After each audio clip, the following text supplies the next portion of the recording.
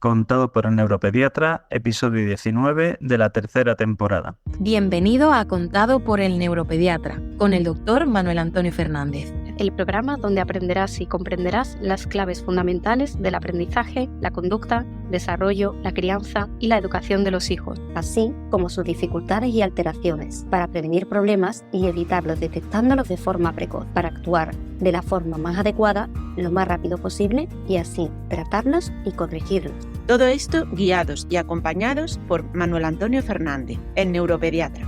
Y un magnífico equipo de profesionales especializados en neurociencias.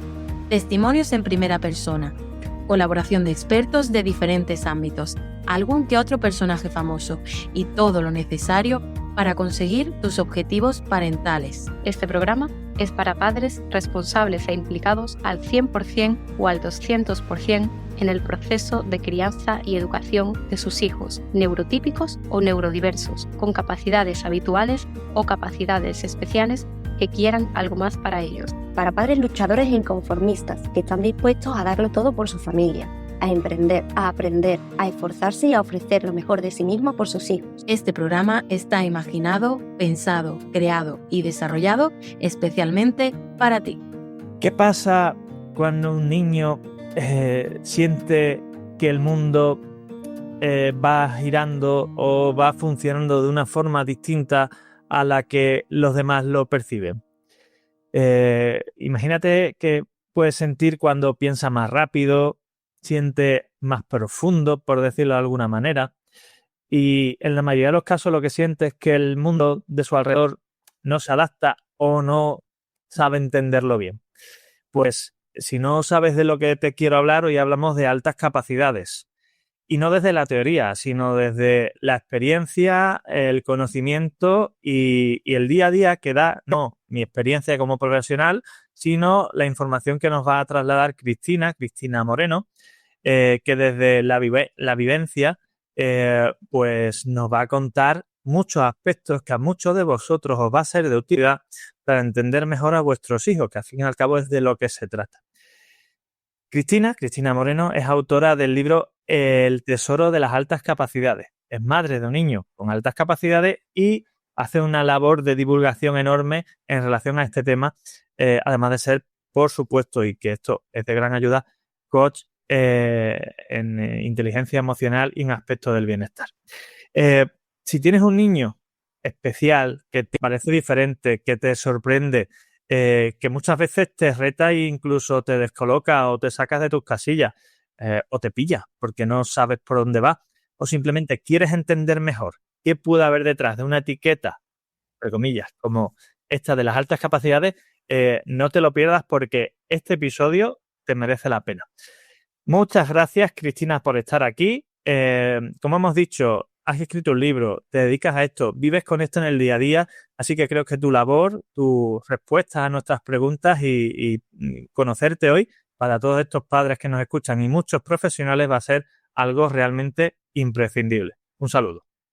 Muchas gracias a vosotros, es un placer estar hoy aquí y tener esta oportunidad de dar a conocer un poquito más un tema tan importante como son las altas capacidades y que a ver si poquito a poco conseguimos normalizarlas y que nuestro entorno las entienda y las comprenda mejor. Pues veis, estamos en YouTube, en Spotify, Contado por el neuropediatra, nuestro podcast, video podcast, así que no os lo perdáis, darle a descargar en Spotify, darle a la campanita, suscribir, like y demás a este vídeo en YouTube y uniros a los más de 175.000 suscriptores que tenemos en nuestro canal de YouTube y a las más de 75.000 descargas que tenemos ya en nuestro podcast. Y hecho este KitKat de marketing y de publicidad, Cristina, ¿qué te llevó a ti, a nivel personal, a entrar en este mundo, como decías, tan poco conocido, o mejor dicho, tan mal conocido e incomprendido de las altas capacidades? Cuéntanos cómo empezó todo esto en tu vida. Pues yo empecé a la cosa de unos 4 añitos y todo vino a raíz de descubrir las altas capacidades en mi hijo, que a día de hoy tiene 7 a punto de hacer 8. Cuando él apenas tenía 3, 4 añitos, ya empezamos a notar sobre todo un rechazo escolar muy grande. Entonces nosotros empezamos a indagar a ver de qué podía ser este rechazo escolar y gracias a una profesional que nos ayudó mucho en detección temprana. Le hicieron un primer test en el que los resultados ya apuntaban a altas capacidades a pesar de la corta edad que tenía. Y a raíz de ahí y en vistas de las pocas herramientas que había, sobre todo para tratar con niños tan pequeñitos este tema, empecé a moverme en este mundo de las altas capacidades. Perdona que te interrumpa, ojo. A ver, cosas importantes que creo que deberíais sacar de esta frase que ha dicho. Niño con 3,5 más o menos años en el que ya se veían cosas particulares y lo que ella ha destacado es el rechazo a los aspectos escolares. Aquí no hemos dicho que hablara antes de tiempo, que hiciera cosas especiales, que a veces tenemos una perspectiva de las altas capacidades que hoy de repente un niño es maravilloso, lo hace todo perfecto antes de tiempo y es como muy maduro para su edad. Destacado por ella, rechazo escolar desde los 3-4 años, cuando un niño está en infantil, ¿eh? O sea que es importante que se entiendan que estas cosas pueden aparecer y sobre todo que cuando aparezcan no dejéis pasar el tiempo, bueno, son etapas, son rabietas, no. A veces las cosas son lo que son, un problema y hay que estar muy pendientes. ¿Tú qué dirías como madre de ese primer momento en el que te dan estas respuestas o te dicen, mira, esto que a veces no se dicen, bueno, esto con toda probabilidad o tiene toda la pinta, que es una frase que usamos muchas veces cuando esos niños tienen esta edad y todavía hay cosas que están por definir en su desarrollo, de que va por las altas capacidades? ¿Qué se te pasa por la cabeza en ese momento? Pues la verdad que yo sentí, primero de todo, alivio, porque nosotros veníamos con un rechazo escolar, que él se levantaba por las noches a ir al baño y te preguntaba, mamá, ¿mañana hay cole?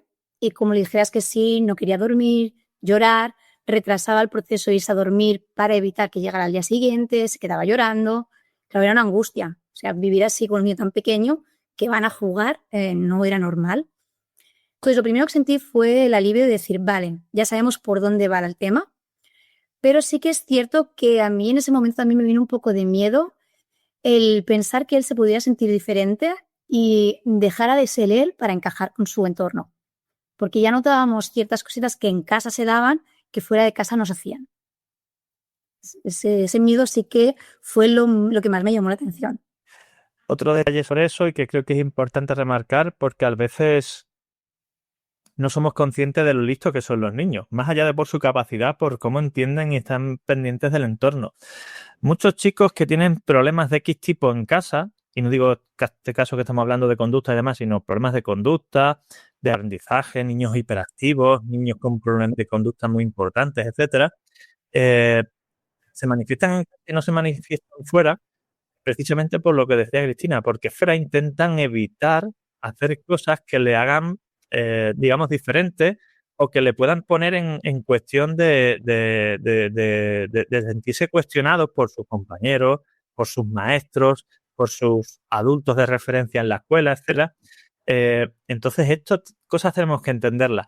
Que un niño haga cosas peor en casa, que haga cosas en casa que no hace fuera, no tiene por qué ser una señal, ni mucho menos, de que el problema o el origen de las dificultades está en casa, ¿vale? Así que esto es una cosa que tenemos que grabarnos a fuego muchas veces los profesionales educativos, que si el niño en la escuela no hace nada fuera de lo normal, se comporta bien y el problema de conducta o X comportamiento lo tiene en casa, oye, pues háztelo ver que serás tú. Pues no, ¿verdad? Por desgracia, esto es un tema que escuchamos mucho a las familias. El ir a pedir ayuda, porque al final tú vas al colegio a pedir ayuda. Tú entras en un mundo que desconoces y muchas veces aquí no lo veo, aquí no tiene problemas, aquí se queda bien, será algún problema que tenga en casa, problema de separación, y tú ves que no, que es algo más. Aquí lo más sencillo siempre es buscar la dificultad en otra cosa, ¿no? Es decir, bueno, no, el niño está aquí bien, pues el problema lo tendrás tú. Bueno, vamos a ver en todo caso, aunque lo pueda tener yo, qué es lo que lo está provocando, ¿no?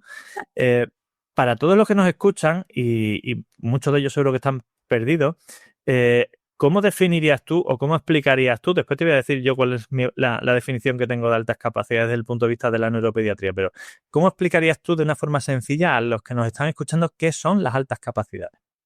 Me lo pides de una forma sencilla, pero no es una pregunta fácil. Definir las altas capacidades no es sencillo. De hecho, no hay una única teoría y la definición dependería mucho del modelo que nosotros nos basáramos. Y es cierto que si lo que intentamos hacer de forma sencilla nos dejaríamos muchos conceptos y muchos aspectos importantes. Pero si queremos dar una primera introducción para las familias que nos estén escuchando, que puedan estar un poco desorientadas, yo hablaría de un cerebro diferente, con unas habilidades excepcionales, cognitivas, creativas, que les hacen ver el mundo, comprender, entender, aprender, vivir de forma diferente. O sea, no podemos decir una única definición, porque como te digo, depende de la teoría que nosotros nos cojamos, y hay perfiles muy diversos, hay mucha heterogeneidad en las altas capacidades. Ya dependiendo de si entramos en un modelo u otro, escucharemos precocidad, talentos simples, complejos, superdotación. Pero yo me quedaría con esta idea de un cerebro distinto, con unas habilidades excepcionales, y no olvidaría que son altas capacidades intelectuales. O sea, que esta habilidad intelectual, aunque haya otras características que cumplen muchas personas con altas capacidades, la habilidad intelectual es muy importante y va a estar ahí. Pues mira, realmente estoy muy de acuerdo en la definición que has dado, porque la mayoría de las diferencias que hay entre las definiciones tienen una concepción puramente neuropsicológica o conductual, es decir, sobre qué función cognitiva, qué comportamiento, etcétera. Y yo creo que para definir este proceso de desarrollo, porque yo las altas capacidades las defino dentro de los trastornos del neurodesarrollo, igual que el autismo, el TDAH, la discapacidad intelectual. ¿Y por qué lo hago así? Porque yo lo defino como un proceso de desarrollo diferente, una alteración del proceso de desarrollo. Sí, una situación en la que tenemos una serie de factores genéticos que determinan el desarrollo de una serie de estructuras cerebrales diferentes a las estándares, que promocionan o facilitan el desarrollo de unos circuitos cerebrales que procesan la información de una forma hipereficiente, hiperágil o como le quieras definir, y que a la postre lo que determina es que una serie de funciones cognitivas de estos chicos sean especialmente eficientes. Al final, ¿qué genera eso? Pues que ese chico con esas capacidades o funciones cognitivas de ese calibre, pues en función de cómo de discordantes sean estos respecto a la edad que ellos tienen, pues le generará los pros o los contras que a cada uno se le apareje. Porque claro, yo puedo tener una alta capacidad intelectual en el procesamiento matemático, en no sé qué de no sé cuánto, o de la lectoescritura no sé qué. Bueno, ¿esto hasta qué punto me hace a mí ser diferente en los comportamientos y la conducta de otros chicos de mi edad? Que al final es probablemente, probablemente no, lo que nosotros vemos desde fuera y hace que estos chicos tengan conductas diferentes de los otros chicos de su edad o de otro hijo que yo tengo, lo que determine cómo de disfuncional puede ser o cómo disfuncional puede ser respecto a los otros. Porque al fin y al cabo lo que medimos son diferencias. Cuando decimos cuenta o no, medimos diferencia con los otros chicos. Y eso es fundamental, la comparativa. Entonces, creo que la definición que has dado es sencilla y muy clara, pero que incluye la mayoría de las cosas que hemos definido. Después ya, sí, vete a analizar si esto es porque esta función cognitiva se ha desarrollado antes o mejor o lo que sea, pero son mecanismos y circuitos, fibras nerviosas, etcétera, que funcionan espectacularmente bien.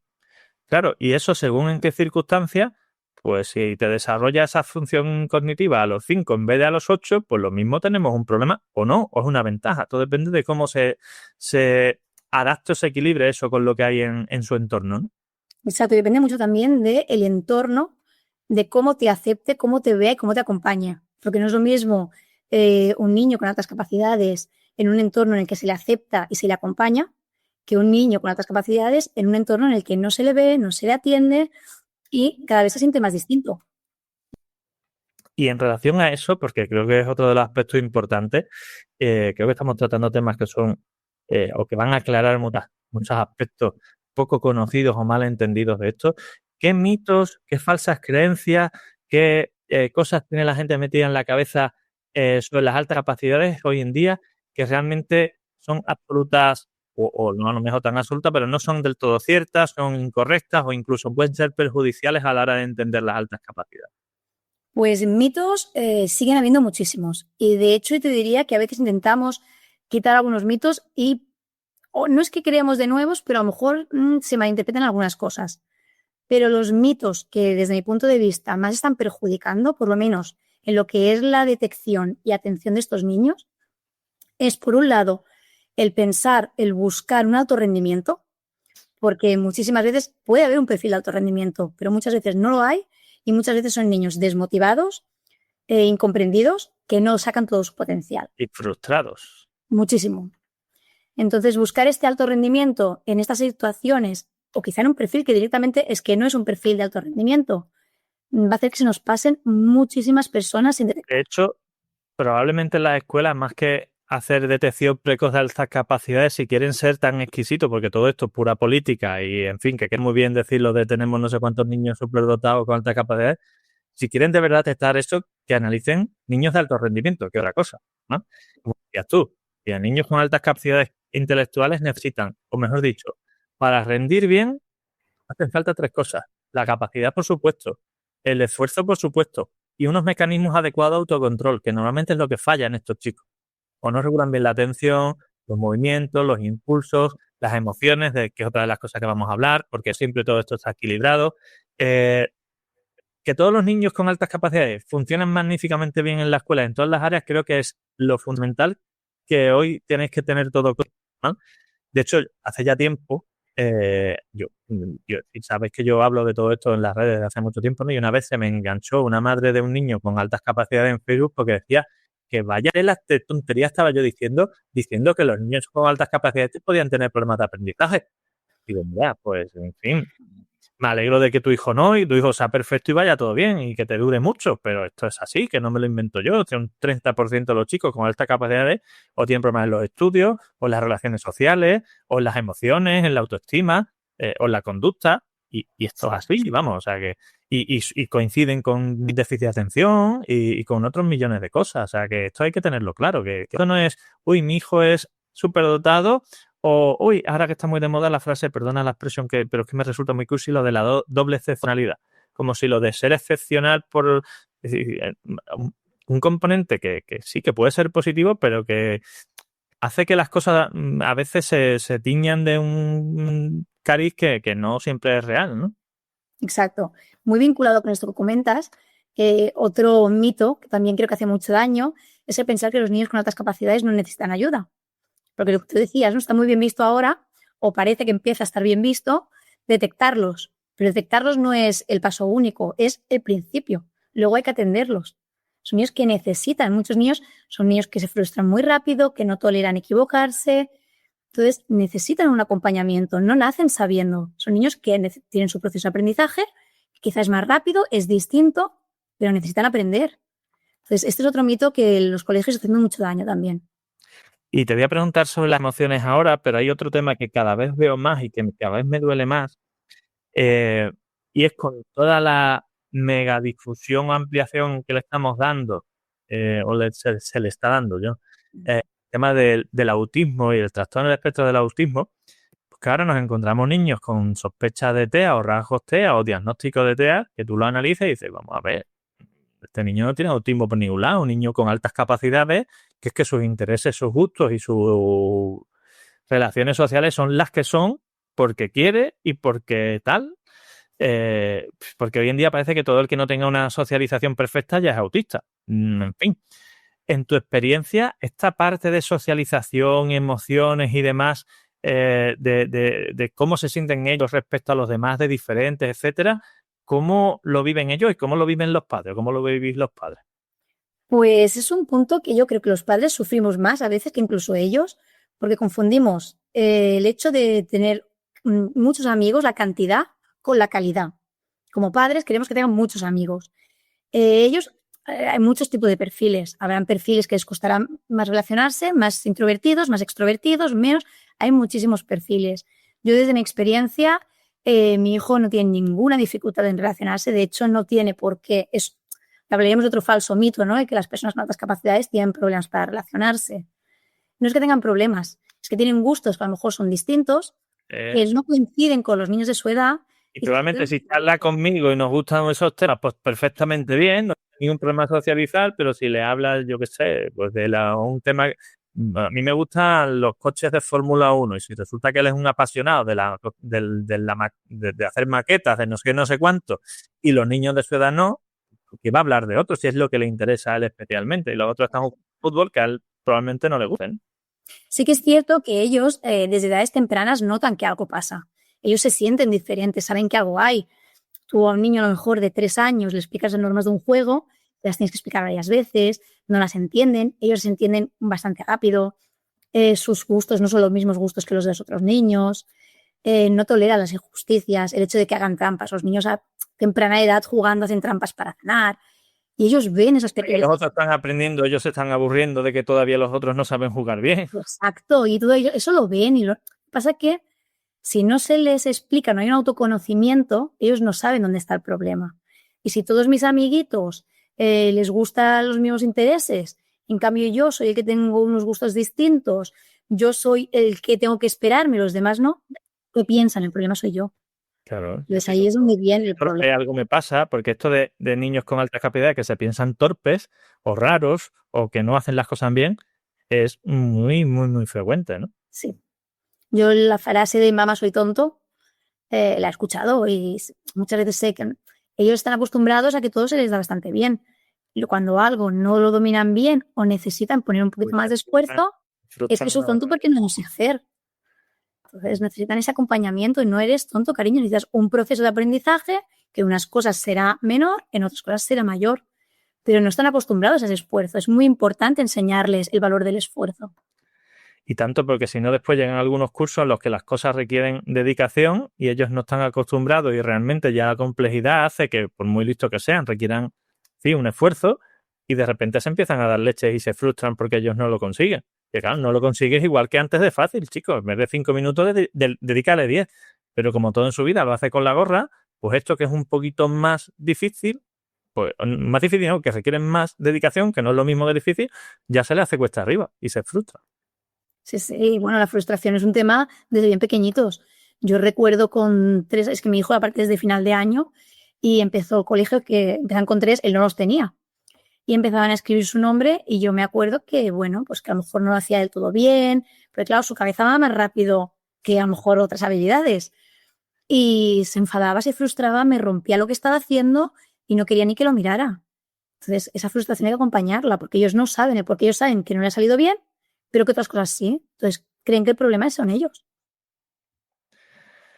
Y vamos a hablar de tu libro, que creo que es importante y creo que cuando alguien con un perfil como el tuyo y con esta experiencia escribe un libro con estas características es porque hay cosas importantes que decir. Se llama El tesoro de las altas capacidades. ¿Por qué le pusiste ese nombre? Aunque esto no esté previsto que te lo pregunte.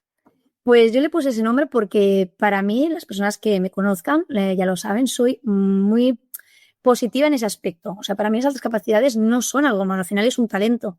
Tú luego ya decides lo que hacer con el talento, si lo quieres aprovechar o no. Otra cosa es que, bueno, que tengas más dificultades en algunas cosas o en otras, como todo el mundo en la vida. Pero el tener un talento, yo no lo veo como algo negativo. Entonces, yo siempre he querido darle a mi hijo esa visión de que las altas capacidades no son algo malo. Que haya más dificultades o menos no son culpa en sí de las altas capacidades, sino del entorno, del acompañamiento. Y siempre he querido darle esa visión de tienes un talento, tienes un tesoro. ¿Y cómo surgió la idea de escribirlo? ¿Era una manera de poner en blanco y negro las ideas que tenías en la cabeza? ¿Tuviste como finalidad de verdad, de forma espontánea, decir, quiero contarle esto a otras personas? ¿Era para adentro, era para afuera? ¿Cómo fue ese libro, esa idea? Pues esto surgió para adentro. Yo cuando me lo dijeron con 4 añitos y medio, yo enseguida tuve muy claro que eso tenía que decir. Porque como te contaba antes, yo ya veía, ¿no?, que en casa jugaba cosas que fuera no hacía, ese rechazo escolar, y yo sabía que tenía que haber un autoconocimiento.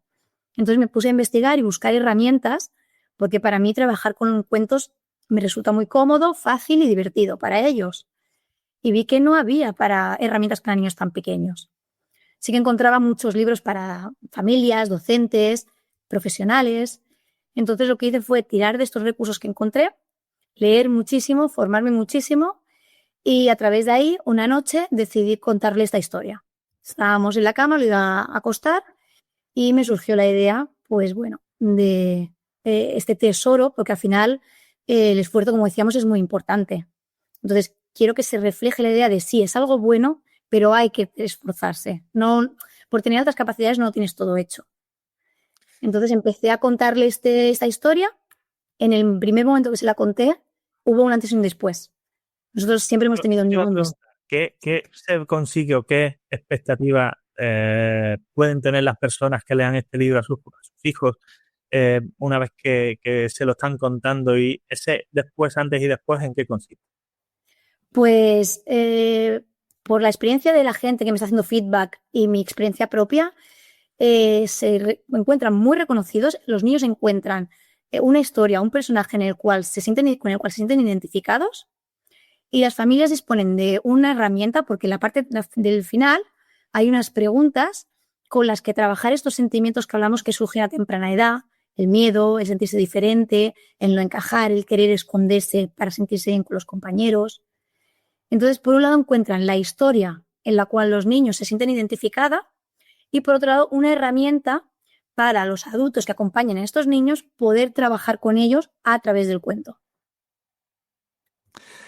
Todo esto que tú has hecho para que los padres lo hagan y demás, evidentemente es fundamental que no solo lo podamos hacer en casa, sino que también tengamos un acompañamiento en la escuela a nivel profesional, educativo y, si hace falta, también psicológico, etcétera. ¿Qué cosas a día de hoy, digamos, que los padres pueden hacer para tener o darle a sus hijos el mejor acompañamiento posible en este tipo de circunstancias?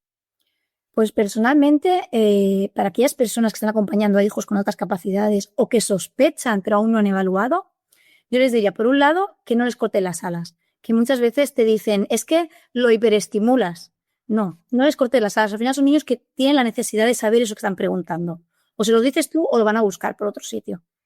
Entonces, que no les corten las alas, que les acompañen mucho emocionalmente, y que si tienen la posibilidad, que intenten conocer a otros niños con intereses similares a través de asociaciones, fundaciones, para que vean que no son diferentes, raros, únicos, sino que hay más niños como ellos. De hecho, aquí en Sevilla hay un centro que dirige Teresa Fernández, que es una magnífica profesional psicóloga y amiga mía, que se llama Cádiz, y que estoy convencido que es uno de los mejores centros de España en evaluación, y ya no solo en lo que es el proceso de evaluación, sino en el acompañamiento en los chicos y en la familia de niños con altas capacidades. Somos competencia, pero sabemos que cada uno tenemos nuestro perfil y nuestros puntos fuertes y demás, y si tienes un hijo que su única dificultad o su única peculiaridad, y digo dificultad porque a veces lo es, pero incluso cuando no le alguna peculiaridad y sospecha que lo que tienes son altas capacidades, te recomiendo que vayas a Cádiz, a Teresa. ¿Qué cambios o mejoras te gustaría que pudieran darse en las escuelas para que estos niños pudieran tener la posibilidad de desarrollar todo su potencial? Pues yo el principal cambio que pediría, y que creo que a partir de aquí todo vendría bastante más rodado, es la escucha a las familias, una escucha activa. Porque muchas veces las familias van a los centros diciendo, es que tengo sospechas por esto, por lo otro, porque he visto, y yo no lo veo, aquí no lo hace, y nos cierran puertas. Aquí todo el mundo cree que su hijo es superdotado, que es una frase. Entonces yo creo que si escucháramos a las familias, porque además cada niño tiene un perfil muy diferente y unas necesidades únicas. Entonces, si tú escuchas a la familia y escuchas al alumno, vas a poder entenderlo, conocerlo y acompañarlo mucho mejor. Ojo, y no pasa nada si tienes una sospecha, haces una evaluación y al final queda en que el resultado no es compatible con las altas capacidades. Siempre que sepamos o que seamos conscientes que ese proceso no lleva ninguna dificultad añadida. Me explico. Tú puedes hacer una evaluación de altas capacidades o de capacidad cognitiva y que resulte que es normal y que realmente sea así, ¿vale? Y también te puedes encontrar con una evaluación de capacidad cognitiva y altas capacidades en la que el resultado sea normal y el chico tenga problemas de conducta, de aprendizaje, de relaciones, X, Y Z, ¿vale?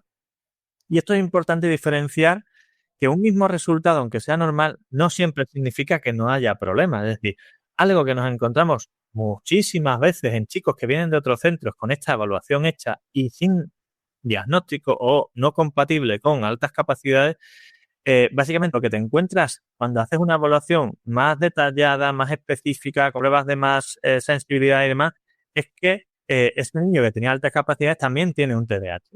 Entonces, su dificultad de atención, su problema de aprendizaje, etcétera, hace que no rinda bien a la hora de medir sus capacidades cognitivas, y su capacidad alta a nivel cognitivo hace que los resultados de las escalas de TDAH pues no sean muy significativas. Entonces, ojo con no confundir resultados normales con aquí no pasa nada. No siempre es así, ¿vale? Pero si tienes una sospecha de este tipo de situaciones, de altas capacidades o de capacidad, mi hijo creo que es más inteligente de lo normal, te recomiendo que lo valores. Si al final dice que está un poquito por encima de aquí, un poquito por... Recientemente hemos evaluado a la hija de una profesora de mi hijo, que mi hijo se llama Mateo, tiene 5 añitos y medio, pues su tutora tiene una chica pequeñita que tenía una exigencia académica alta, pedía mucha información, le hemos hecho una evaluación y los resultados son normales, o sea, dentro del rango de la normalidad, pero tiene un punto fuerte en velocidad de procesamiento, es decir, no da unos datos suficientes para poder decir que tiene unas altas capacidades, pero tiene unos puntos fuertes que nos van a permitir potenciar esas situaciones y sacarle, o mejor dicho, adaptar cosas que a ella le van a beneficiar para ese proceso de aprendizaje y para que no se frustre, no se enfade, no se irrite y realmente al final vivas con normalidad todo su proceso de aprendizaje. Así que esto es fundamental que lo tengáis claro. Este es otro aspecto que también cambiaré de los colegios, es que muchas veces tenemos unos informes, unas evaluaciones de unos niños y si no entra dentro de unos estándares para etiquetarlo, ¿no? Lo ponemos entre comillas, se olvida este análisis que se le ha hecho. Pero si realmente te está dando unas fortalezas y unas debilidades, Aprovechalo. no, en base a su perfil.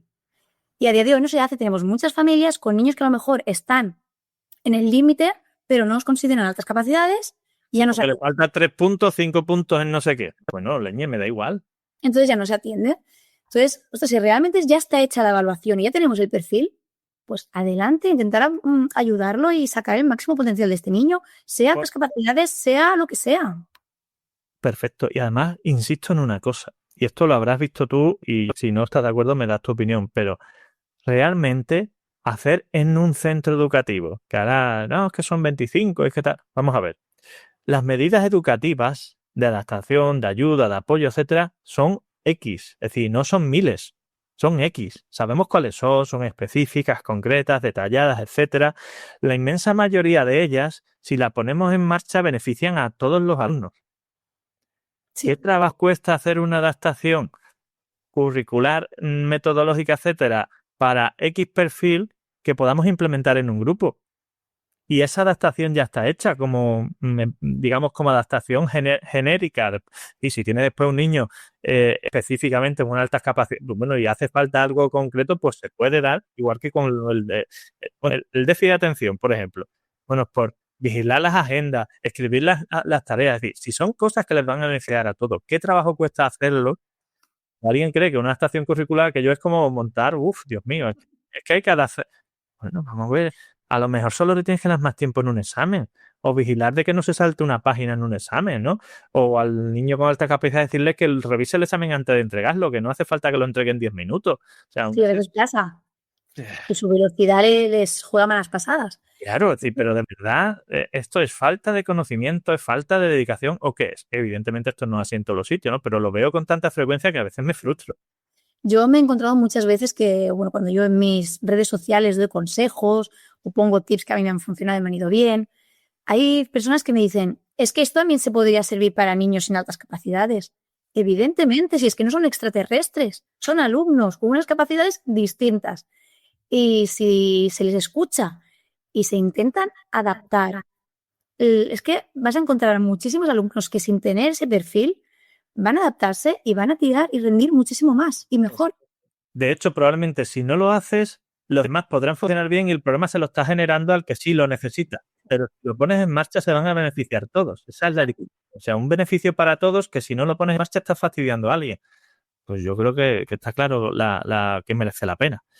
Dentro de lo que es tu faceta divulgadora, ¿qué te aporta? Porque esto yo que lo hago también en muchas de las ocasiones, no solo es la información que yo aporto, sino el feedback que tenemos, como decías tú, en ver y en conocer lo que hay fuera de lo que es nuestro día a día y que es nuestro caso, nuestras circunstancias y demás, porque yo a veces me encuentro cosas que me resultan muy llamativas en lo positivo, muy llamativas en lo negativo y me permite conocer cosas muy, muy interesantes. Pues a mí me ha aportado, por un lado, la posibilidad de expresarme yo como madre de una mente tan brillante, porque yo muchas veces escribo de mi día a día. Al final son vivencias que yo tengo y que veo que pueden ayudar a otras familias, y el hecho de escribirlos, por un lado, a mí me sirve para desahogarme, y por otro lado me ha hecho ver la necesidad que hay fuera, la lucha que viven muchas familias, sobre todo con los colegios, y me ha hecho ver que realmente me está apasionando mucho este mundo lo veo tan injusto, que si un docente escuchara, atendiera más a lo que le dice la familia, si cambiara la vista hacia los alumnos, sería muchísimo más fácil, y nos ponen tantas piedras en el camino que, de hecho, yo me he empezado a formar en altas capacidades, inteligencia emocional y coaching a través de ver estas necesidades que hay.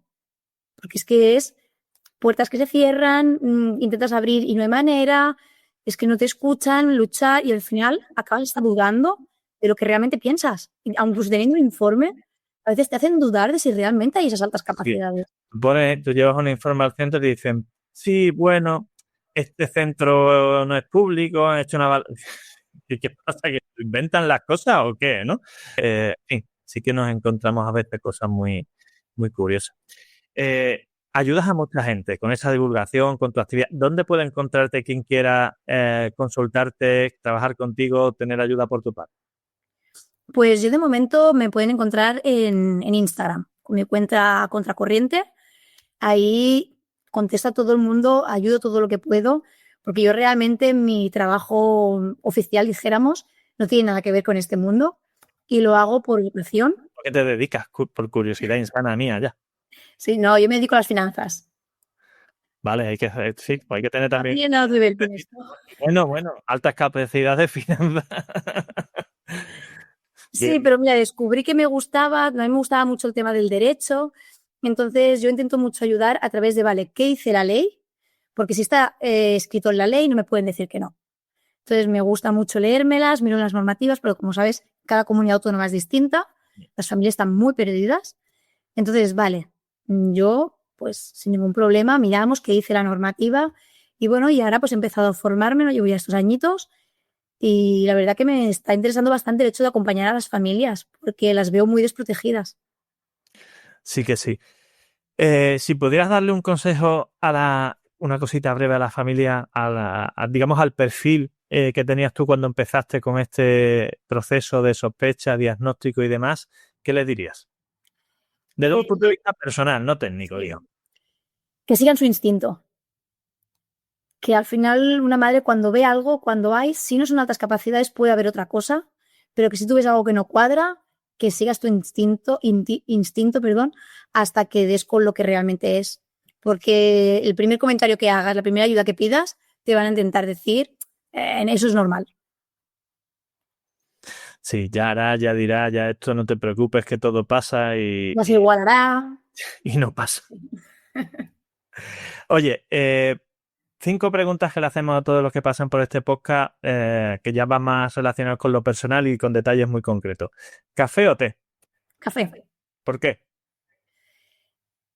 Té frío a veces me lo tomo, pero yo mi café por las mañanas no me lo quita nadie. Mi tacita de café no es el café, es el momento del café. Es la experiencia, ¿no? Sí.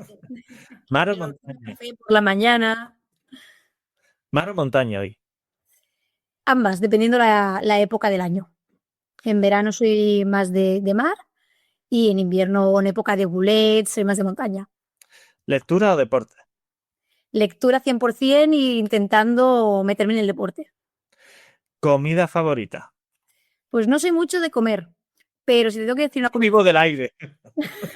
No, de verdad, si a mí me dijeran, tú con una pastillita comes, yo encantada, no disfruto con el proceso de comer.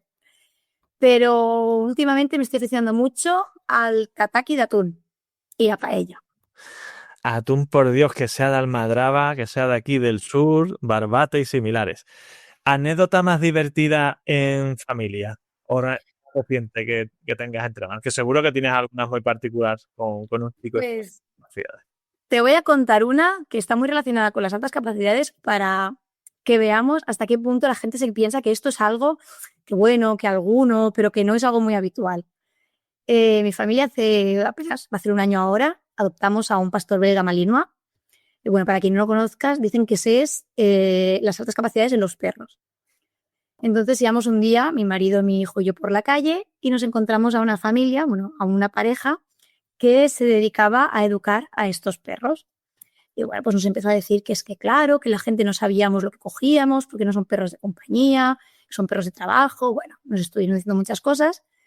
Y esto que salta al marido y le dice a mi marido, claro, es que la gente os pensáis que esto no, que es muy fácil, pero si yo ya te vine y te dijera que tu hijo tiene altas capacidades, es que no es tan fácil, no todo el mundo lo puede llevar. Entonces, claro, mi marido me miró, ya nos reímos y le dijo, sí, es que mi hijo tiene altas capacidades. Y bueno, y ahí se quedó el tema. Ya nos dijeron buenas tardes, hasta luego. Y ahí me metió la pata aquí hasta el Corvejón, pues pasa de listo.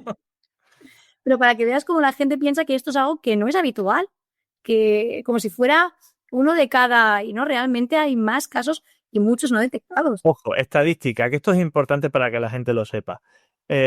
Problemas de aprendizaje y de conducta en niños y adolescentes viene habiendo más o menos un 30%, 35% en las escuelas. Es decir, que de cada 25, 7,5, en fin, algunos algo tienen. Vale. De ese 30, normalmente un 10% se van para el TDAH o un poquito más bajo, otro 10%, esto por redondear, para la dislexia y otros trastornos de aprendizaje, y otro 10% se va para las altas capacidades. Bueno, vamos a poner un 7,5% en cada una de ellas y después le añadimos algo autista que hay por ahí, que también estamos en torno en 1 o 2% por ahí, ¿vale? Entonces, chicos, es que esto es frecuente. Sí. Y claro, cuando dicen, no, es que me ha tocado en la clase un hiperactivo, no sé qué, no sé cuánto, digo, bueno, y lo que queda y lo que ha tocado siempre, aunque no se le llamara de esta forma. Exacto. Que a nadie le parezca que esto es una cosa rara. Yo cuando veo a algún chico en la consulta, que muchas veces pues la sensación de los niños o con altas capacidades, con TDAH y más, o dislexia, pues se creen que son raros, raritos, no sé qué, no sé cuánto. Digo, ¿tú crees que esto es algo raro que le pasa a poca gente? Y dicen, sí. Digo, pues yo vivo de esto. Esto suena muy feo decirlo, ¿sabes? Pero es que yo trabajo 8 horas al día, las 8 horas son pues ver un niño con X, hacer una revisión, un diagnóstico, un tratamiento. O sea, que si yo me paso todo el día trabajando con esto, ¿será que no es algo tan raro? Sí. Y a veces mirando con cara, muy diciendo, pues, razonamiento tonto, pero real como la vida misma, ¿sabes? O sea que... Pero se sienten los raros, porque al final es algo que muchas familias aún a día de hoy lo esconden, se callan, no lo comparten. Entonces, pues seguimos con este tabú. Llevas toda la razón. Oye, Cristina, muchas gracias. Acordaos de la cuenta de Instagram a contra o contracorriente. A contracorriente, con dos. Contracorriente. Y de esta forma podéis contactar con ella, explicarle, consultarle. No la agobiéis tampoco, porque, en fin, la pobre no puede estar a todo 24 horas, que yo sé que mi gente es muy intensita a veces y empieza allí pum, pum, pum. Pero lo intento. Muchas gracias y a tu disposición para todo lo que necesitéis siempre, ¿vale? Un abrazo. Muchísimas gracias, un fuerte abrazo. Bueno, dime, ¿qué te ha parecido la entrevista y este episodio? Apasionante, ¿verdad? Pues si, como te decía en el episodio inaugural, te emociona y te hace vibrar la posibilidad de convertirte en referente en tu área dentro del sector del neurodesarrollo, ya sea como padre, como educador, como sanitario o como terapeuta, para liderar este movimiento y ayudar a tu hijo, a tu alumno o a tu paciente en su proceso de educación, crianza y desarrollo, estás más que invitado a este ilusionante camino. Únete a nuestra comunidad y difunde nuestro mensaje. Hazlo llegar tan lejos y a tanta gente como puedas. Padres, amigos, compañeros, grupos de WhatsApp, redes sociales, te lo agradecerán, te lo garantizo.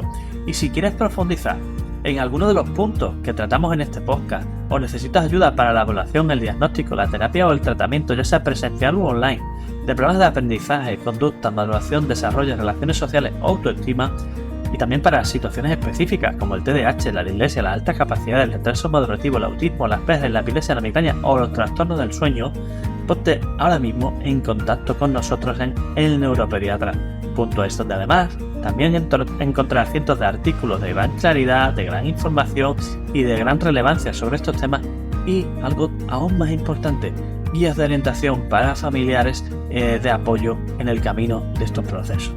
Y además, me tienes en YouTube, en Facebook, en Twitter, o X, como se llama ahora, Instagram, LinkedIn y hasta TikTok. Y por si fuera poco, estamos también en nuestro canal de difusión que acabamos de abrir y que estamos desarrollando y que desarrollaremos a lo largo de esta temporada en WhatsApp. ¿Qué más se puede pedir? Pues no te preocupes, porque evidentemente no vas a tener problemas para encontrarnos. Un fuerte abrazo y hasta el próximo episodio.